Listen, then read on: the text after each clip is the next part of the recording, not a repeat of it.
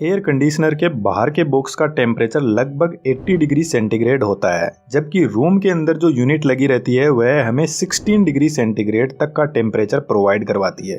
तो इतना ज़्यादा टेम्परेचर वेरिएशन होने के बाद भी एयर कंडीशनर कैसे रूम की कूलिंग करता है?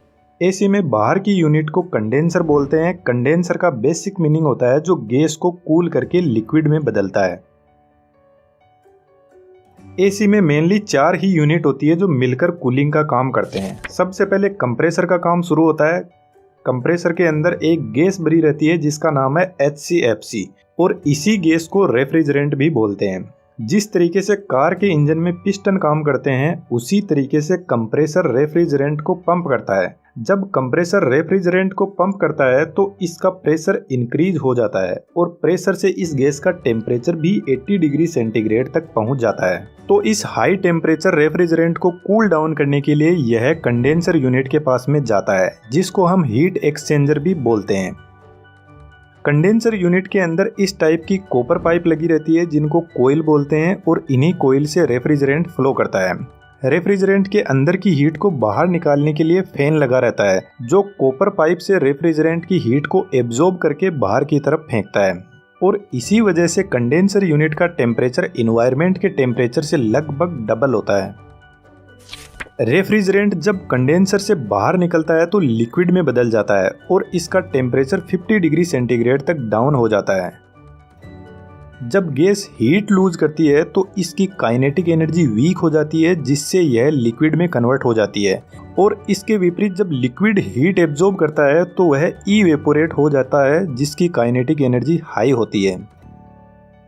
कंडेंसर यूनिट से निकला हुआ लिक्विड रेफ्रिजरेंट एक्सपेंशन वॉल के पास में जाता है। एक्सपेंशन वॉल के अंदर पतले पाइप होते हैं तो जब रेफ्रिजरेंट नैरो पाइप से बाहर निकलता है तो वह एक्सपेंड करता है।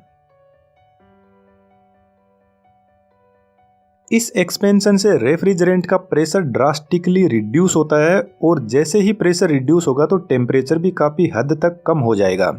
जब रेफ्रिजरेंट नैरो एरिया से पास होता है तो लिक्विड रेफ्रिजरेंट वेपराइज हो जाता है, मतलब गैस फॉर्म में आ जाता है। एक्सपेंशन वॉल वाटर स्प्रे की तरह काम करता है। वाटर स्प्रे में जब पानी बाहर निकलता है तो बहुत ही नैरो साइज्ड ओपनिंग से बाहर निकलता है और जब ये छोटी छोटी वाटर ड्रॉप्स हवा में ट्रेवल करती है तो काफ़ी ज़्यादा ठंडी हो जाती है। तो ठीक इसी तरीके से एक्सपेंशन वॉल काम करता है और रेफ्रिजरेंट को वेपराइज करके हमारे रिक्वायर्ड लेवल तक ठंडा भी करता है। एक्सपेंशन वॉल से निकला हुआ रेफ्रिजरेंट बहुत ठंडा हो जाता है और यह जाता है इवेपोरेटर के पास में। इवेपोरेटर एसी का ही एक यूनिट होता है जो रूम के अंदर लगा रहता है। इसमें भी एक कोयल लगी रहती है जिसके अंदर रेफ्रिजरेंट फ्लो करता है। इवेपोरेटर की कोयल बहुत ठंडी होती है जो रूम के अंदर की गर्मी को सोख लेती है। कोयल के बीच में एक सिलेंड्रिकल फैन लगा रहता है जो इस कोयल की कूलिंग को रूम के अंदर स्प्रेड करता है। इवेपोरेटर कोयल जब रूम की हीट को एब्जॉर्ब करती है तो इसके चारों तरफ पानी की ड्रॉप्स इकट्ठा हो जाती है जिनको एक पाइप से बाहर की तरफ निकाल दिया जाता है। यह ठीक उसी तरीके से काम करता है जब हम फ्रिज से निकाला हुआ ठंडा पानी गिलास में डालते हैं तो उसके चारों तरफ पानी की बूंदें इकट्ठा हो जाती है और ऐसे ही इवेपोरेटर कोयल में होता है जिसके पानी को बाहर निकाल दिया जाता है। इवेपोरेटर की जो हीट एब्जॉर्ब कैपेसिटी होती है उसी को एसी का टन बोलते हैं। 1 टन के एसी की पावर कंजम्पशन 3500 वाट की होती है। एसी का कंप्रेसर सिर्फ गैस को ही पंप कर सकता है। यदि उसके अंदर एक भी पानी की बूंद आ गई तो वह खराब हो जाएगा। इसलिए हमें बहुत ज्यादा ध्यान देने की जरूरत है कि जब इवेपोरेटर से रेफ्रिजरेंट बाहर निकलता है तो वह वेपराइज्ड फॉर्म में ही कंप्रेसर के पास में जाए। एक्सपेंशन वॉल को इवेपोरेटर कोयल के पास में कोयल से पहले लगाया जाता है जो रेफ्रिजरेंट को वापस लिक्विड से वेपराइज्ड करता है। Expansion valve sensible heat storage device से कनेक्टेड रहता है जो हीट को सेंस करता है और यह हीट सेंसिबल डिवाइस इवेपोरेटर के आउटपुट पर लगा रहता है। मानकर चलते हैं हमने एसी का टेम्परेचर 16 डिग्री सेंटीग्रेड पर सेट करके रखा है। जब टेम्परेचर 16 डिग्री सेंटीग्रेड से बढ़ जाता है तो यह डिवाइस टेम्परेचर को सेंस करती है। इस डिवाइस के अंदर भी एक अलग टाइप का रेफ्रिजरेंट होता है जो गर्म होकर इवेपोरेट हो जाता है और इस स्प्रिंग को नीचे की तरफ फोर्स लगाता है। स्प्रिंग के नीचे आने से ज्यादा रेफ्रिजरेंट इधर से पास होने लग जाएगा जिससे इवेपोरेटर की कूलिंग बढ़ जाएगी और वापस बढ़ा हुआ टेम्परेचर 60 डिग्री सेंटीग्रेड पर आ जाएगा।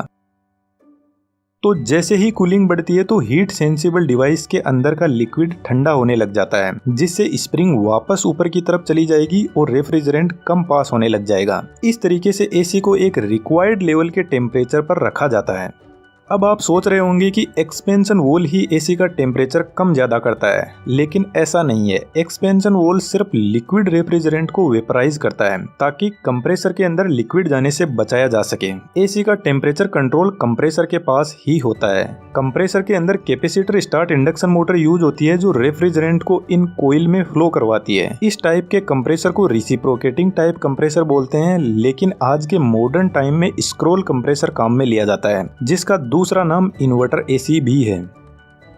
इस कंप्रेसर के अंदर कुछ इस टाइप से गैस एंटर होती है और ऐसे घूमते घूमते सेंटर पॉइंट से आकर आगे की तरफ पाइप्स में जाती रहती है। यह कंप्रेसर एसी की एफिशिएंसी इंक्रीज करता है और पावर कंजम्पशन को भी रिड्यूस करता है। जब हम एसी के टेम्परेचर को कम ज्यादा करते हैं तो एक्चुअल में कंप्रेसर की मोटर की स्पीड को हम कंट्रोल कर रहे होते हैं। जब हम टेम्परेचर 30 डिग्री सेंटीग्रेड पर सेट करके रखते हैं तो मोटर की स्पीड कम होगी, जिससे कंप्रेसर कम गैस को पंप कर पाएगा, जिसका रिजल्ट लो कूलिंग होता है।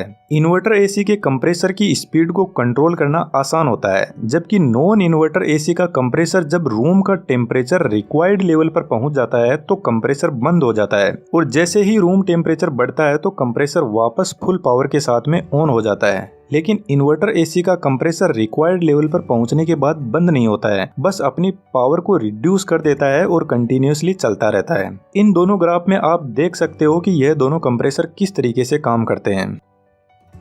इस वीडियो में बस इतना ही। यदि आपको वीडियो अच्छा लगा तो आप मुझे सपोर्ट कर सकते हो चैनल को सब्सक्राइब करके। Thank you.